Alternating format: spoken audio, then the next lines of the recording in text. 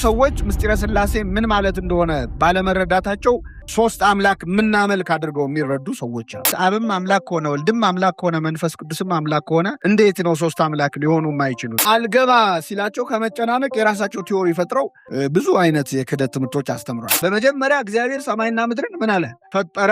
ምድርም ባዶ ነበረች፣ አንዳች አልነበረባትም፣ ጨለማም በጥልቁ ላይ ነበረ፣ የእግዚአብሔርን መንፈስ በውሃ ላይ ሰፎ ነበረ ይላል። ይህ አረፍተ ነገር ውስጥ ምስጢረ ሥላሴ አለ። ውዳሴ ማርያም እጮሃለሁ ድንግል እናቴን መጽሐፍ ቅዱስ ላይ በምስጢርም በቀጥታም እግዚአብሔር ሶስትነቱን ደግሞ የተናገረባቸውን ጥቅሶች ዛሬ እንመለከታለን። ምክንያቱም መጽሐፍ ቅዱሳዊ መሰረት የሌለው ጽንሰ ሐሳብ እንዳልሆነ ምስጢረ ሥላሴን መረዳት ስለሚያስፈልግ እግዚአብሔር በግልጽም ሶስትነቱን የሚያሳይ ቃል ተናግሯል። በስውርም እንግዲህ መጽሐፍ ቅዱስ የቅኔ መጽሐፍ ነው፣ የምስጢር መጽሐፍ ነው። አንዳንዱ ተጽፎ ሲተረጎም እንዲህ ማለት ነው ይባላል፣ አንዳንዱ ደግሞ ሊትራሊ የሚተረጎም። ከመጀመሪያው የመጽሐፍ ቅዱስ ጥቅስ እንጀምር። በመጀመሪያ እግዚአብሔር አይመልሱ እንጂ በሉ በደንብ በሉ። በመጀመሪያ እግዚአብሔር ሰማይንና ምድርን ፈጠረ። መቼ ነው መጀመሪያ? የዛሬ ስንት ዓመት? 7000 ዓመት። ኢቮሉሽኒስቶች አላችሁ እዚህ ሚሊዮን ምናምን ትያላችሁ። የዛሬ 7000 ዓመት ነው ዓመተ ዓለም ወይም የዓለም ዕድሜ ብለን የምንጠራው። በመጀመሪያ እግዚአብሔር ሰማይና ምድርን ምን አለ? ፈጠረ። ምድርም ባዶ ነበረች፣ አንዳች አልነበረባትም፣ ጨለማም በጥልቁ ላይ ነበረ፣ የእግዚአብሔርን መንፈስ በውሃ ላይ ሰፎ ነበረ ይላል። ይህ አረፍተ ነገር ውስጥ ምስጢረ ሥላሴ አለ። በብዙ መልኩ ነው። ቋንቋውን ብናውቅ ኖሮ በደንብ ልናብራራው የምንችለው እግዚአብሔር የሚለው ቃል እዚህ ላይ ኤሎሂም የሚል ቃል ነው በዕብራይስጥ የተጻፈው። ኤሎሂም ደግሞ ብዙ ቁጥር ነው ይላሉ የዕብራይስጥ ቋንቋ የሚያውቁ ሰዎች። እኛ ግን እሱን ትተን ከመጀመሪያው ብንጀምር በመጀመሪያ እግዚአብሔር ሰማይና ምድርን ፈጠረ በሚለው ቃል ውስጥ ከዚያም ምድርን ባዶ ነበረች፣ የእግዚአብሔርን መንፈስ በውሃ ላይ ሰፎ ነበረ የሚለው ቃል አብን፣ ወልድን፣ መንፈስ ቅዱስን ያነሳ። ወልድን የሚያነሳው በምንድን ነው ካላችሁ በመጀመሪያ በሚለው ቃል። ምን በሚለው ቃል? በመጀመሪያ። ከክርስቶስ ብዙ ስሞች አንዱ መጀመሪያ የሚለው ስም ራሱ ክርስቶስ ነግሮናል። አልፋና ኦሜጋ እኔ ነኝ፣ መጀመሪያውና መጨረሻው። ስለዚህ መጀመሪያ የሚለው ስም የአምላካችን የኢየሱስ ክርስቶስ ስሙ ነው። ምስጢረ ሥላሴ ታውቀ በርዕሰ ኦሪት ይላል መጽሐፈ ምስጢረ ሰማይ ወምድር የሚባል መጽሐፍ አለ በቤተክርስቲያናችን። ምስጢረ ሥላሴ በርዕሰ ኦሪት በኦሪት የመጀመሪያ ራሱ ላይ ታወቀ። ምን ተብሎ? በመጀመሪያ በቀዳሚ የሚባለው ወልድ ኢየሱስ ክርስቶስ ነው። ክርስቶስ መጀመሪያው እኔ ነኝ ብሏል። ስለዚህ በመጀመሪያ ሲል ወልድን ነው። እግዚአብሔር ሲል አብን ነው። እግዚአብሔር አብን ነው። ሰማይና ምድርን ፈጠረ ማለት እግዚአብሔር አብ መጀመሪያ ተብሎ በሚጠራው በልጁ ሰማይንና ምድርን ፈጠረ። በቃሉ ሰማይና ምድርን ፈጠረ ማለት። ይህ ከዕብራውያን ምዕራፍ 1 ጋር ተመሳሳይ ነው። ዕብራውያን ምዕራፍ 1 ላይ እግዚአብሔር በብዙ ነገር በብዙ ጎዳና በብዙ ህብረ አምሳል ለነቢያቱ እየታየ ከቆየ በኋላ ይላል በዘመኑ መጨረሻ ደግሞ ዓለማትን በፈጠረበት በልጁ ተናገረን ይላል። ማንም በፈጠረበት በልጁ ይላል። በልጁ በቃሉ በክንዱ በእዱ እየተባለ ይተረጎማል። እጁ፣ ክንዱ፣ ልጁ ተብሎ የሚጠራው ወልደ እግዚአብሔር ኢየሱስ ክርስቶስ። ስለዚህ በመጀመሪያ ብሎ አብን ማነው? ወልድን። እግዚአብሔር ብሎ ማንን? አብን። መንፈስ ቅዱስን እስካላችሁ የእግዚአብሔር መንፈስ በውሃ ላይ ሰፎ ነበር ያለው እግዚአብሔር መንፈስ ቅዱስን ለመናገር ነው። ሁለተኛ እዚሁ ዘፍጥረት ምዕራፍ 1 እንግዲህ ምዕራፍ 1 ላይ ስነ ፍጥረቱ ራሱ 5ቱ አዕማደ ምስጢር ትምህርት ሆነው ተሰጥተውበታል። በሰኞ ፍጥረት ምስጢረ ሥላሴን አስተምሯል እግዚአብሔር። መለስበታል። በሰኞ ዕለት በተፈጠሩት ውሃን ለ3 ከፈለው። ሐኖስ፣ ጠፈር፣ ውቅያኖስ ብሎ ሰየመው። ከውሃ በላይና ከውሃው በላይና በታች አደረገ። መሃሉን ጠፈር ብሎ ጠራው። ያ ጠፈር ስሙም ሰማይ ተባለ ይላል አይደል? እሱ የምስጢረ ሥላሴ ምሳሌ። ማክሰኞ ደግሞ ምስጢረ ሥጋዌን አስተማረ እግዚአብሔር። ስነ ፍጥረቱ ማስተማሪያ አይደለ? ማክሰኞ ምስጢረ ሥጋዌ አስተማረ። ዘር ሳይዘራ ምድር ሁሉ ምን አበቀለች? እጽዋትን አትክልትን አበቀለች።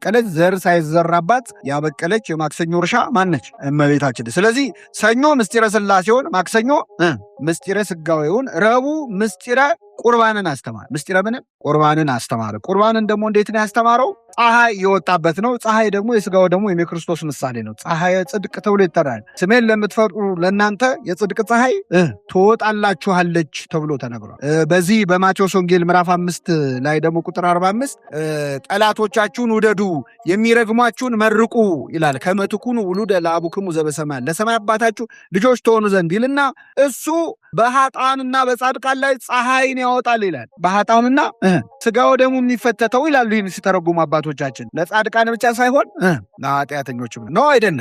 ይሄ ብዙዎቻችን እንደዚህ ግን አናስብ። አሁን ብዙ ሰው ለምንድን ነው ሥጋው ደሙ የምንቀበለው? እኔ ኃጢአተኛ ነኝ ብለን ስለምናስብ ትንሽ ህይወቴ ጥሩ ሲሆን ስስተካከል እቀበላለሁ። ይህ ማለት ሐኪም ቤት ትንሽ ይሻለኝና እታከማለሁ ይባላል አይባልም። መርሳት የሌለብን ሥጋው ደግሞ ለጻድቃን የሚሰጥ ሽልማት ሳይሆን ለኃጢአተኞች የሚሰጥ መድኃኒት፣ ለቁስለኞቹ ማለት ለእኛ ነው የሚያስፈልግ። በጣም የሚገርመው ብዙ ሰው ሕፃናት ይዞ አቁርቦ ይመጣል። እሑድ ጤነኞቹን ሕፃናት ማለት አቁርቦ በሽተኛው መጥቶ እነሱ ታክመው እሱ ከነበሽታው ይመለስ። ይህንንም እንደ ጽድቅ እንዲቆጠርለት ፈልጥ። ዞሮ ዞሮ ፀሐይ ነው። ግን እኛ ፀሐይ ብንሞቃት ባንሞቃት መውጣቷ አያቆምም። ሥጋው ደግሞ ብንቀበልም ባንቀበልም ቤተክርስቲያን ግን ቀድሳ መፈተቷን ማቀበሏን አቶ ፀሐይ ጽድቅ የተባለ ክርስቶስ ነው። ሥጋው ደግሞ በፀሐይ ይመሰላል። ስለዚህ ዓርብ ዕለት ሰኞ ዕለት ምስጢረ ሥላሴን፣ ማክሰኞ ምስጢረ ሥጋዌን፣ ረቡዕ ምስጢረ ቁርባንን፣ ሐሙስ ምስጢረ ጥምቀትን፣ ውሃ ተንቀሳቃሽ እንስሳትን ታውጣ ብሎ ከውሃ ደግሞ ብዙ ፍጥረታት ተፈጥረዋል። ምን አይነት ፍጥረታት? ውሃ ውስጥ ተፈጥረው ውሃ ውስጥ የቀሩ፣ ውሃ ውስጥ ተፈጥረው ከውሃ ውጭ የሚኖሩ፣ ውሃ ውስጥ ተፈጥረው አንዴ ውሃ ውስጥ አንዴ ውጭ የሚሉ። ውሃው የጥምቀት ምሳሌ ነው፣ የክርስቲያኖች ምሳሌ። ውሃ ውስጥ ተፈጥረው ውሃ ውስጥ የቀሩ ማለት ከሕፃንነታቸው ጥምቀት ፈጽመው ቤተክርስቲያን ውስጥ ጸንተው የቀሩ በሃይማኖታቸው። ውሃ ውስጥ ተፈጥረው ከውሃ የወጡ ደግሞ ምንድን ናቸው? ተጠምቀው የካዱ ሃይማኖታቸውን የለወጡ። አንዴ ውሃ ውስጥ አንዴ ከውሃ ውጭ የሚሉ ደግሞ እንደና አዞ ምናምን አይነቶቹ ደግሞ ምንድን ነው? ሰኞ ኦርቶዶክስ፣ ማክሰኞ ፕሮቴስታንት የሚሆኑ ማለት ነው። ወጣ ገባ እንወጣ ገባ ናቸው። ስለዚህ ሐሙስ ዕለት ምስጢረ ምንን አስተማረ? ጥምቀትን። ዓርብ ዕለት ምስጢረ ትንሣኤን አስተማረ። ምድር ተንቀሳቃሾችን ታውጣ አለ። ከምድር ልዩ ልዩ እጽዋት እንስሳት ተፈጠሩ፣ ከምድር የሚርመሰመሱ ማለት። ይሄን ትእዛዝ ድጋሚ የምንሰማው መቼ ነው? በዕለተ ምጽአት ነው። ምድር ታውጣ ሲባል የሞቱ ሰዎች አስከሬኖች ሁሉ የሚነሱበት ነው። አሁን ወደ ሰኞ ልመልሳችሁ። ሰኞ ዕለት ውሃውን በሶስት ከፈለው ይላል። እንዲህ ይላል፣ በውሆች መካከል ጠፈር ይሁን፣ በውሃና በውሃ መካከልም ይከፈል አለ። እግዚአብሔር ጠፈርን አደረገ፣ ከጠፈር በታችና ከጠፈር በላይ ያሉትን ውሆች ለየ። እንዲህም ሆነ፣ እግዚአብሔር ጠፈርን ሰማይ ብሎ ጠራው። ማታም ሆነ ጠዋትም ሆነ ሁለተኛ ቀን ይላል። ውሃን ለስንት ከፈለው? ለሶስት ከፈለው። ከላይ መሀል ላይ ያለውን ውሃ ጠፈር ብሎ ጠራው። ጠፈርን ሰማይ ያለው ይላል። ሰማይ ብለን የምንጠራው አሁን እኛ ለእኔና ለእናንተ ይሄ ነው አይደል? ሰማያችን እሱ ነው ማለት ነው። ሰማይ ማለት ሸማይም በዕብራይስጡ በእኛም ስዕለ ማይ ማለት ነው። የውሃ ስዕል ማለት ነው። ውሃውን ነው ያደረገው። ፎርሙ ይቀየራል እንጂ ውሃ ነው። ስለዚህ በዚህ ሰማይ ላይ ከዋክብት ያሉበት የሚታየው እኛ እዚህ ሆነን የምናየው ሰማይ አለ። አንዱን ውሃ ሰማይ ያለው፣ ከሱ በላይ ደግሞ ሌላኛውን ውሃ ወሰደው። ሃኖስ ተብሎ ይጠራል። በቤተክርስቲያናችን ምን ተብሎ ይጠራል? ሃኖስ። ይሄኛው ጠፈር ወይም ምን ሰማይ። መሬት ላይ ያሉት ውሆች ደግሞ ውቅያኖስ ተብሎ ይጠራል። ስለዚህ ምንም ናቸው? ሃኖስ፣ ጠፈር፣ ውቅያኖስ። እነዚህ ሶስቱ የአብ የወልድ የመንፈስ ቅዱስ ምሳሌ ናቸው። ሃኖስ ተብሎ የሚጠራው የአብ ነው። ጠፈር ተብሎ የሚጠራው የመንፈስ ቅዱስ ነው። ውቅያኖስ ተብሎ የሚጠራው የእግዚአብሔር ወልድ ነው። ከሶስቱ ውሃዎች መካከል ከምድር ጋር የተዋሃደው ውሃ የትኛውን? ውቅያኖስ ነው አይደለ?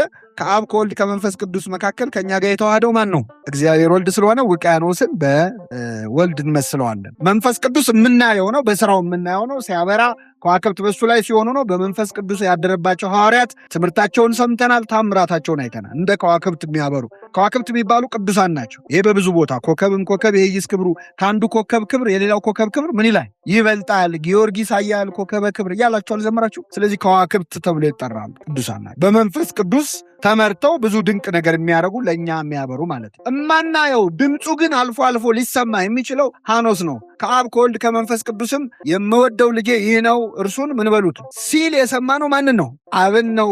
አላየነውም። በልጁ አየነው እንጂ አብ አልታየም። ስለዚህ ሃኖስ በአብ ውቅያኖስ በወልድ ጠፈር ደግሞ በመንፈስ ቅዱስ ምሳሌ ነው። በዚህ መልኩ ዘፍጥረት ገና ሲጀምር ከስነ ፍጥረቱ ምስጢረ ሥላሴን ያሳያል። አሁን ወደ ሶስትነት በጣም ጎላ ያሉ ጥቅሶችን ደግሞ እንመልከት። ዘፍጥረት 1:26 ላይ ዘፍጥረት 1:26 ላይ እግዚአብሔርም አለ ሰውን በመልካችን እንደ ምሳሌያችን እንፍጠር። እስቲ ጮክ በሉና መልሱልኝ። ሰውን በመልካችን እንደ ምሳሌያችን እንፍጠር ሲጀምር ማን አለ ነው የሚለው? እግዚአብሔርም አለ። ስንት ነው? አንድ ነው። ከዛ ሰውን የአረፍተ ነገሩ ስህተት ያለው ይመስላል። እንደ አንድ ቢናገር ኖሮ ምንድን የሚለው? እግዚአብሔርም አለ ሰውን በመልኬ እንደ ምሳሌ ምን ልበል ልፍጠር ነበር።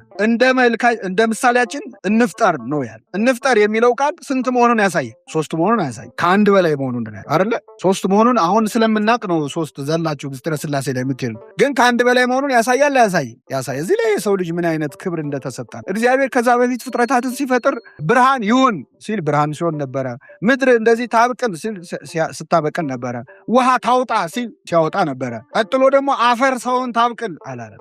ከመሬት ነው የተፈጠርነው። ብዙም መኮፈስ የለብንም። ከምንድን ነው የተፈጠርነው? ከአፈር ነው። ግን ከአፈር ሲሆን አፈር ሰውን ታውጣ አላለም። ለአፈርም አላናገራትም። ለመሬት ያናገረው ማንን ነው? ራሱ ነው። ከራሱ ጋር ነው የተነጋገረው። ረቂቅ በሆነች ምክረ ሥላሴ ነው የተፈጠርነው እኛ በአብ በወልድ በመንፈስ ቅዱስ መካከል በተደረገ ንግግር ቅዱስ ጳውሎስ ይህንን ምክረ ሥላሴ ምን ይላል? ኤፌሶን 1:11 ላይ እንደ ፈቃዱ ምክር ሁሉንም ይሰራ ይለዋል። እንደ ፈቃዱ ምክር። ስለዚህ ከራሱ ጋር ተነጋግሮ ነው የፈጠረን። እንደ ባህር አሳን ታውጣ ብሎ ወይም እንደ መሬት ቅጠል ታብቅል ብሎ አልፈጠረን። ስለዚህ ዛፍ ከመሬት ሲነቀል ህይወት አለው የለው? አሳ ከባህር ሲወጣ ህይወት አለው የለው? ለምን? የተፈጠሩበት ስለሆነ ነው። ዛፉ ከመሬት ሲነሳ ከተፈጠረበት ሲለይ ህይወት የለው። አሳውም ከባህር ሲወጣ ህይወት የለውም። እኛም ከእግዚአብሔር ስንለይ ህይወት የለን። ለምን?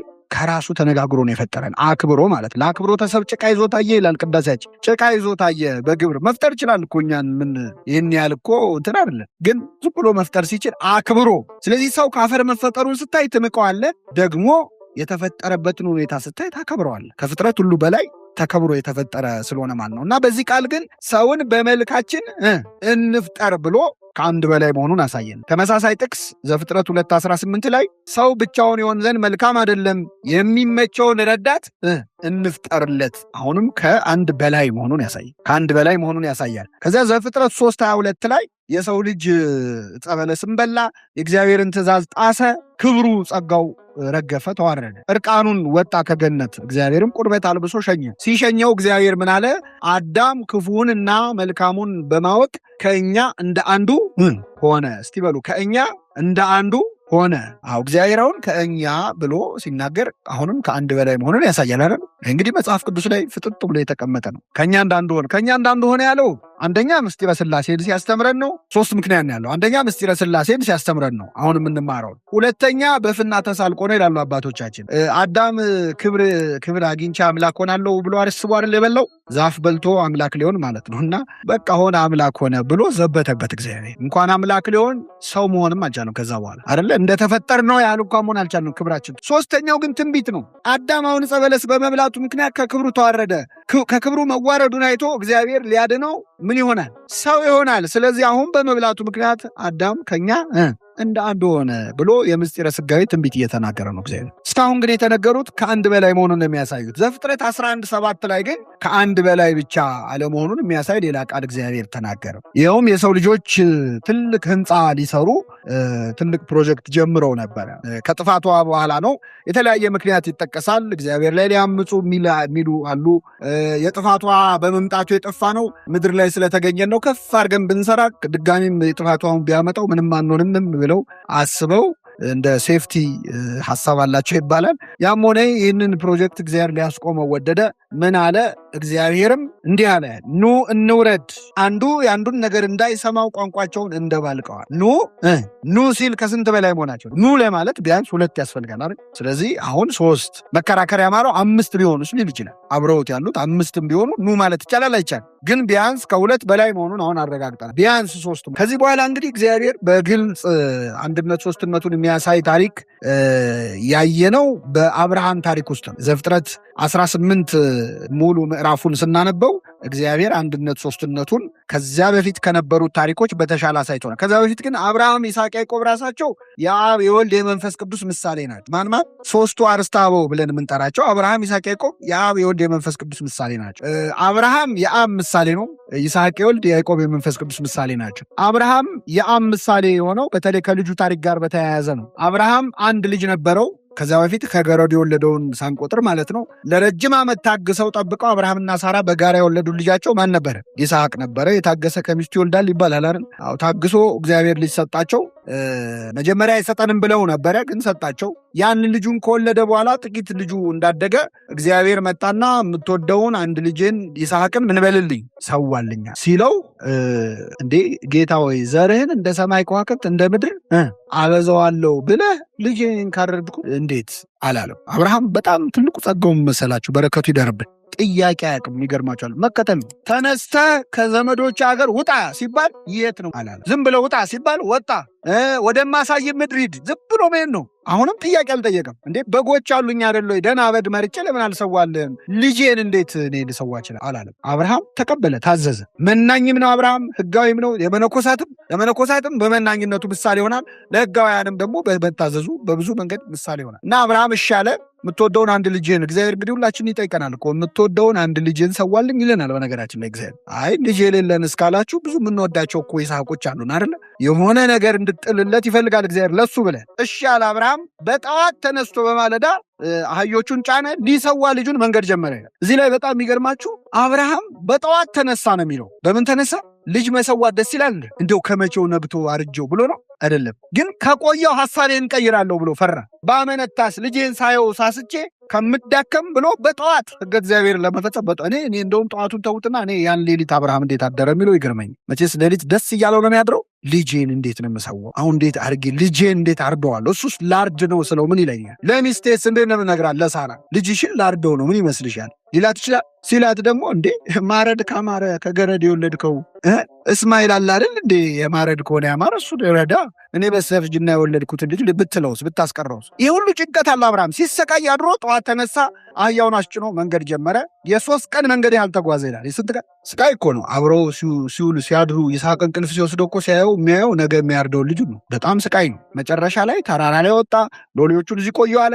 ተያይዘው ወጡ። ይስሐቅ ጠየቀው የት አለ ምን ሰዋው በግ ሲለው የመስዋዕቱን በግ ማን ያዘጋጃል? ደጋግሞ ይጠይቀዋል። እግዚአብሔር ያዘጋጃል ይላል። መጨረሻ ተራራው ጫፍ ሲደርሱ የመስዋዕቱ በግ አንተ ነህ አለው። ይስሐቅ እሺ አለ። በጣም በዚህ ዘመን ስንተርኩ ይሄ ታሪክ አይገርማችሁ? እስቲ አሁን ወላጆቻችሁ ስለት አለብኝና ላርድሽ ነው ምን ይመስልሃል ቢሉን ምንድን ነው ጠበል ለምን ወስዳቸው? ኧረ እንኳን ልረድ ቀርቶ የሆነ ገዳም አብረን እንሄዳለን ብዬ ተስያለሁ ቢሉን እንሄዳለን። በእግር እንደ አንቺ የምትሳዩን አታውቂም እንዴ? በዚህ በሰለጠነ ዘመን በእግር ያል ነው ምንለው? ጭራሽ እኮ ርቀታችን ይገርመኛል። አንዳንዴ መጽሐፍ ቅዱስ ላይ ያሉ ሰዎችና እኛ በጣም ርቀታችን። ይስሐቅ እሺ አለ፣ ታዘዘ። በጣም የሚገርመው እንደውም በእኛም በዕብራውያንም ትውፊት እንዳትሳሳ ስታርደኝ ምን በለኝ ገልብጠኝ፣ ድፎስን ቁርስ ለዝክር አይደለ ይገለበጣል አይደል? ለዚህ ነው ኬክ ለዝክር የማይሆነው፣ መገልበጥ አይቻልም አይደል? ስለዚህ ይሄ ሁሉ ትውፊት የመጣው በአብርሃም ታሪክ ውስጥ ነው። እና ሊያርደው ሲል እንደምታውቁት የመስዋዕቱ በግ መጣ። እግዚአብሔር ለምንድን ነው ልጅን ረድልኝ ያለው? እምነቱን ለማወቅ ብሎ ነው ካልን እምነቱን አያውቅም? እግዚአብሔር ያውቃል። ሁሉን አዋቂ ነው። ልጁ እንደሚሰጠው እንደማይሰጠው ያውቃል። ለአብርሃምም ለእኛም ሌላ ነገር ነው እግዚአብሔር መናገር የፈለገው። እሱም ልጅን የመስጠት ፍቅር ምን ያህል ከባድ እንደሆነ እንዲገባን እግዚአብሔር አንድያ ልጁን እስኪሰጥ ድረስ ዓለሙን እንዲሁ ወዷል። አንድያ ልጅ ሲሰጥ ምንድን ነው ስሜቱ? እንዲሁ ቢነገረን አይገባንም። በሰው ግን እንየው በአብርሃም ስቃዩ እንዲገባን ማለት ነው። አብርሃም የእግዚአብሔር ምሳሌ ነው። እግዚአብሔር አብ አንድ ልጁን ሰጠ። አብርሃም ልጁን ሰውቶታል አልሰዋው? አልሰዋው፣ ሰውቶታል። ከቤቱ ሲነሳ ነው የሰዋው። 3 ቀን ሊሄድ ገና ሲነሳ ሰውቶታል። በአብርሃም ሐሳብ ውስጥ በህሊና አብርሃም ውስጥ ይስሐቅ 3 ቀንና 3 ሌሊት ምን ብሏል? ሞቷል። እንደማ እንደ ክርስቶስ ይስሐቅ ተሸክሞ እንደወጣ ያንን የሚታረድበትን የሚሰዋበትን እንጨት ክርስቶስ መስቀል ተሸክሞ። በጣም ይገርማቸዋል። ይስሐቅ የተሰዋበት ተራራ ቀራንዮ ነው። በነገራችን ራሱ ቦታው እዛው ተራራ ላይ ነው እግዚአብሔር ያን ታሪክ የደገመው። ስለዚህ ይስሐቅ እስከ ሞት ድረስ የታዘዘ ሆነ ለአባቱ ለአብርሃም። እንደማ እንደ ክርስቶስ ለመስቀል ሞት የታዘዘ ሆነ የተባለው ክርስቶስ። አብርሃም አባታችሁ ቀኔን ያይ ዘንድ ተመኘ፣ አየ፣ ደስም አለው ይላል። ቀኔን ያይ ዘንድ ማለት የዓርብ ዕለቱን ስቃይ አሳየው። ልጅ በመሰዋት የእግዚአብሔር አብን ስቃይ፣ ልጅን እስከ መስጠት ድረስ ፍቅሩ፣ የእመቤታችን ልጅን እስከ መስጠት ድረስ ያየችውን ስቃይ አብርሃም አየው። ብሉይ ኪዳን ላይ ቁጭ ብሎ ምስጢረ ስጋዌን ቁጭ ብሎ የተማረ ሰው ምስጢረ ስላሴን ቤቱ ድረስ መጥቶለት፣ ምስጢረ ስጋዌን ተራራ ላይ ወጥቶ ሞሪያ ላይ፣ ምስጢረ ጥምቀትም ምስጢረ ቁርባንን እራሱ ፈጽሞ ከነመልከ ጼዴቅ ጋር ምንም የቀረው የለም እኮ አብርሃም። ለምንድን ነው ይህን ሁሉ ያነሳ ነው? አብርሃም ይስሐቅ ያዕቆብ የአብ የወልድ የመንፈስ ቅዱስ። ይስሐቅ የወልድ ነው፣ ያዕቆብ የመንፈስ ቅዱስ። ያዕቆብ 12 ልጆች ነበሩ። መንፈስ ቅዱስም በ12ቱ ሐዋርያት ላይ ወርዷል። ሁለተኛው አብርሃም ቤት የተፈጸመው ታሪክ ነው። ዘፍጥረት 18 ላይ በቀትርም ጊዜ እርሱ በድንኳኑ ደጃፍ ተቀምጦ ሳለ እግዚአብሔር በመምሬ የአድባር ዛፍ ተገለጠለት፣ ዓይኑንም አነሳና እነሆ 3 ሰዎች በፊቱ ቆመው አየ ይላል። ይህንን ታሪክ ለመላእክት የሚተረጉሙ የሚያስተምሩ ሰዎች አሉ። ሊቃውንትም ከጥንትም ሊቃውንት ከቅርብ ሊቃውንትም አሉ። እኛም ትርጓሜ ኦሪት ዘፍጥረት ትርጓሜ መጽሐፍ መላእክትም ቢሉ ብሎ እግዚአብሔርም ቢሉ ብሎ ይተረጉማል። ግን አሁን እኛ ነገረ መላእክት ስለማንማር እናቆየዋለን። አይ መላእክት ናቸው ብሎ በጣም ኢንሲስት ያደረገ እዚህ ላይ ሰዎች ነው የሚለው። ምኖች ሰዎች። ሁለተኛ መላእክት እንኳ ቢል እንኳን ችግር የለብንም እኛ ለምስጢረ ሥላሴ ለመተርጎም አይከብድም። ለምን መላእክት ተብለው የእግዚአብሔር የሆኑ ታሪኮች ብዙ አሉ። ለምሳሌ ለሙሴ ተገለጠለት በሲና ተራራ አይደል? ተገለጠለት። ግን መልአክም ተገለጠለት ነው የሚለው እግዚአብሔር። ያዕቆብ ከማን ጋር ታገለ? ሌሊት ያዕቆብ ከማን ጋር ታገለ ይላል? ከእግዚአብሔር ጋር ከመልአኩም ጋር ታገለ ይላል። ስለዚህ እግዚአብሔር በመልአክ መልአክ በእግዚአብሔር ይገለጻል። እንኳን ቀርቶ ይሄ ቅዱስ ገብርኤልም ብስራት በእግዚአብሔር ይተረጎማል። ሰላም ላይዛንክ ለሰማ ቃሎ እግዚአብሔር እግዚ ሶበለ ገብርኤል ተመሰሎ። እግዚአብሔር ጌታ ገብርኤልም መስሎ ባበሰረሽ ጊዜ ቃሉን ለሰሙ ጆሮችሽ ሰላም እላለሁ። የገብርኤል ብስራት ራሱ ላይ ከኮንኩ ለራሴ መልእክተኛ ሆንኩ ዋብሰርክዋ ለማርያም ለእናቴ አበሰርኳት ብሎ ራሱ እግዚአብሔር ተናግሯል። ስለዚህ በመላእክትም ቢሆን እንኳን ተረጉመው ነበር። ያም ሆነ ይሄ ነገረ መላእክቱን አቆይተን እዚህ ታሪክ ላይ በትክክል ምስጢረ ሥላሴ ተገልጿል ብለው የጻፉ ብዙ ሊቃውንት አሉ። ለመላእክት የሚተረጎመውን ትርጓሜ በጣም ያወገዙ ደግሞ አሉ። ለምሳሌ መጽሐፈ ሚላድ የሚባል መጽሐፍ አለ በቤተክርስቲያናችን። አጼ ዘርዓ ያዕቆብ እንደ ሊቅ በጣም የምናከብረው እሱ የጻፈው አብርሃም እዚህ ቦታ ላይ 3 ሰዎች በፊቱ መጡ፣ አየ። ባያቸው ጊዜ ሊቀበላቸው ተነስቶ ሮጠ፣ ወደ ምድርም ሰገደ ይላል። ወደ ምድር ሰገደ። ታዲያ ከ3ቱ 2 መላእክት ናቸው አንዱ ወልድ ነው የሚሉ ሰዎችን ዘርዓ ያዕቆብ ይቃወማቸዋል። ምን ይላቸዋል? እንዴት ነው እግዚአብሔር ከመላእክቱ ጋር አብሮ ይሰገድለታል? አብሮ ይሰገድለታል? አይሰገድም። አብሮ በአንድ ዙፋን አይቀመጥም። አብሮ እኩል ማዕድ አይቀርብም። መላእክትና እግዚአብሔር እኩል ሊሆኑ አይችሉም ይላል። ጨርሶ ደግሞ የመላእክትን ስግደት የማይቀበሉ ሰዎች እዚህ ላይ በደንብ ይዘን ልናሰቃያቸው እንችላለን። ይሄ ታሪክ የሥላሴ አይደለም የመላእክት ነው ካሉ ሰገደ የሌለ እንዴ ለመላእክት እኮ አይሰገድም ብላችሁ ደግሞ እችን እድል ተጠቀሙባትን። አሁን ግን ትምህርታችን ምስጢረ ሥላሴ ስለሆነ ከሥላሴ አንጻር ላንብብላችሁ። ሊቀበላቸው ተነስቶ ከድንኳኑ ደጃፍ ሮጠ፣ ወደ ምድርም ሰገደ። እንዲህም አለ አብርሃም፣ አቤቱ በፊትህ ሞገስ አግኝቼ እንደሆነ ባሪያህን አትለፈኝ። ስንት ሰዎች ነው ያገኘ? ከዛ በፊታችሁ ሞገስ አግኝቼ እንደሆነ አላለም። ምንድን ነው ሞገስ አግኝቼ እንደሆነ ባሪያህን አትለፈኝ ብዬ ለምናለው ይልና አረፍተ ነገሩ አላለቀም። ጥቂት ውሃ ይምጣላችሁ፣ እግራችሁን ታጠቡ፣ በዚህ ዛፍ በታች ረፉ፣ ቁራሽ እንጀራም ላምጣላችሁ፣ ልባችሁን ደግፉ፣ ከዚያ በኋላ ትሄዳላችሁ። ስለዚህ ወደ ባሪያችሁ መጥታችኋልና አለ። እነርሱም እንዳልክ አድርግ አሉት። አብርሃም ወደ ድንኳን ወደ ሳራ ዘንድ ፈጥኖ ገባና 3 መስፈሪያ የተሰለቀ ዱቄት ፈጥነሽ አዘጋጂ። ስንት መስፈሪያ? ለውሹም አለ። ምን ማለት ነው እህቶቻችን? ሙያ እኮ የለም። ለውሹ ምንድን ነው? ደባልቂው ነው አይደል? ስንት መስፈሪያ? ስንት አድርገሽ ለውሹም እንጎቻም አድርጌ አላት። አብርሃምም ወደ ላሞቹ ሮጠ፣ እጅግ የሰባም ታናሽ ጥጃ ያዘና ለብላቴናው ሰጠው፣ ያዘጋጅ ዘንድ ተቻኮለ። እርጎና ወተትም ያዘጋጀውን ጥጃ አመጣ፣ በፊታቸው አቀረበው። እርሱም ከዛፉ በታች በፊታቸው ቆሞ ነበር። እነርሱም በሉ።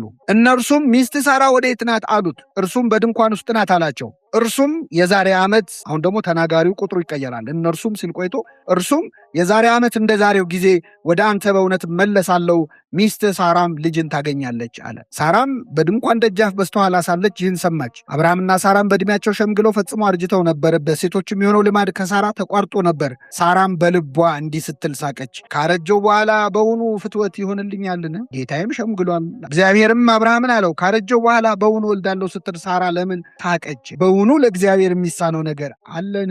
የዛሬ ዓመት እንደ ዛሬው ጊዜ ወደ አንተ መለሳለሁ፣ ሳራም ልጅን ታገኛለች። ሳራም ስለፈራች አልሳኩም ስትል ካደች። እርሱም አይደለም ሳቅሽ እንጂ አላት ይላል። አብርሃምና ሳራ በነገራችን ላይ በሳቅ አይታሙም፣ በጣም ይስቃሉ ዝም ብለው። ምዕራፍ 17 ላይ ልጅ ትወልዳለህ፣ ዘርህ እንደ ሰማይ ከዋክብት እንደ ምድር አሸዋ ይበዛል ሲለው እግዚአብሔር እሺ ብሎ ሰገደና በሰገደበት ሳቀ ይላል። ስግደትና ሳቅ አብሮ ይሄዳል። ሳራም ጓዳ ገብታ ትንተከተካለች። የሚገርም ሁለቱም ሳቁ። የሁለቱንም ሳቅ ሰብስቦ እግዚአብሔር ልጅ ያደረገው። የልጃቸው ስም ይስሐቅ ማለት ምን ማለት ነው? ይስሐቅ ሳቃቸውን ልጅ ያደረገው እንግዲህ ይስሐቅ ይላሉ። ከዛ ሲጠሩት አይደል እግዚአብሔር ሳቃችንን ልጅ ያደርጋል። እንዴት ይችላል? ከዚህ በኋላ ያልከውን ነገር አብሮ ያሳያል። ምስጢረ ሥላሴ ውስጥ ግን ስናመጣው ሳቅ አሁን በቤተክርስቲያን የማይፈቀደው ለዚህ ነው። አትሳቁ አይባልም። አኮ ሳቅ ዘይከውን ኃጢአተ ቅዱስ ዮሐንስ አፈወርቅ ሳቅ ኃጢአት አይሆንም አላ ዘእንበለ ጊዜው ወአብዝሖቱ፣ ያለ ጊዜው ሲሆንና ሲበዛ ነው ይላል። ያለ ጊዜው ጸሎት ላይ መሳቅ፣ ያለ ጊዜው ሐዘን ላይ መሳቅ፣ በታመመ መሳቅ እሱ ነው እና ያለ ቦታው ሲሆን ነው እንጂ መሳቅ ኃጢአት አይደለም።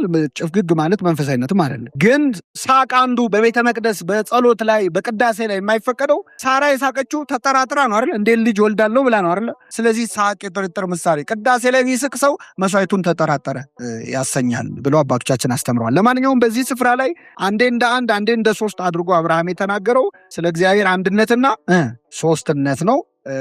ሶስት መስፈሪያ ዱቄት ይልና ለውሽው አንድ አድርጊው። አንድነትን ሶስትነት ነው።